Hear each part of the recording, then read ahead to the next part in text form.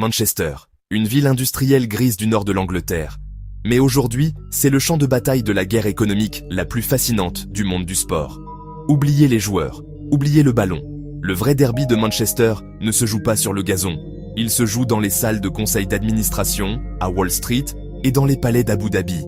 D'un côté, le pire braquage financier de l'histoire du football, de l'autre, le premier empire étatique globalisé. Bienvenue dans l'envers du business. Aujourd'hui, on décrypte le derby à 5 milliards. Retour en 2005. Manchester United est le club le plus riche du monde. Il n'a aucune dette. C'est une machine à imprimer de l'argent. Jusqu'à l'arrivée d'une famille américaine, les Glazers. Ils ont utilisé une technique impitoyable de Wall Street, le LBO, le Leveraged Buyout. Pour faire simple, ils ont acheté le club en empruntant l'argent et ils ont mis la dette sur le dos du club lui-même. C'est le braquage parfait. Pendant près de 20 ans, Manchester United, le géant rouge, a remboursé plus d'1 milliard d'euros de frais financiers pour une dette qu'il n'avait pas créée. Le sang du club a été siphonné. Le résultat, Old Trafford, jadis surnommé le théâtre des rêves, prend littéralement l'eau. Les infrastructures pourrissent par manque d'investissement. L'old money est en train de s'effondrer.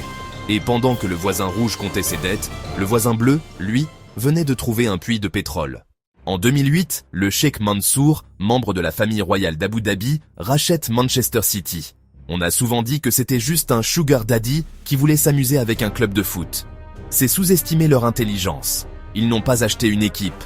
Ils ont créé une multinationale, le City Football Group. New York, Melbourne, Troyes, Yokohama. C'est le premier empire mondial franchisé du football. Là où United est géré dans le chaos, City est géré comme une entreprise de la Silicon Valley. Ils ont construit l'Etihad Campus, un centre d'entraînement qui ressemble au siège d'Apple, redynamisant un quartier entier de Manchester. Bien sûr, ce succès a un prix, et des zones d'ombre. Avec 115 chefs d'accusation d'infractions financières pesant sur le club, la ligne entre l'optimisation extrême et la triche institutionnelle est devenue très fine. Mais avec une armée des meilleurs avocats du monde, payés sans aucune limite, la justice sportive semble impuissante face à la puissance d'un État souverain. Alors, la victoire totale est pour City ? Pas si vite, car c'est ici qu'intervient le plus grand paradoxe du business sportif. Malgré des années de défaites humiliantes, de joueurs surpayés et d'une gestion catastrophique, Manchester United reste l'une des marques les plus puissantes de la planète. Leurs revenus commerciaux continuent d'exploser. Ils signent des contrats de sponsoring records. Pourquoi ? Parce que l'héritage d'une marque centenaire est presque indestructible. City a le plus beau football du monde, mais cherche encore à acheter son histoire. United a une histoire glorieuse, mais a vendu son âme pour la rembourser. Ce derby est la parfaite définition du football du XXIe siècle. Il n'y a plus de place pour le romantisme. D'un côté, le capitalisme sauvage américain qui vampirise sa cible.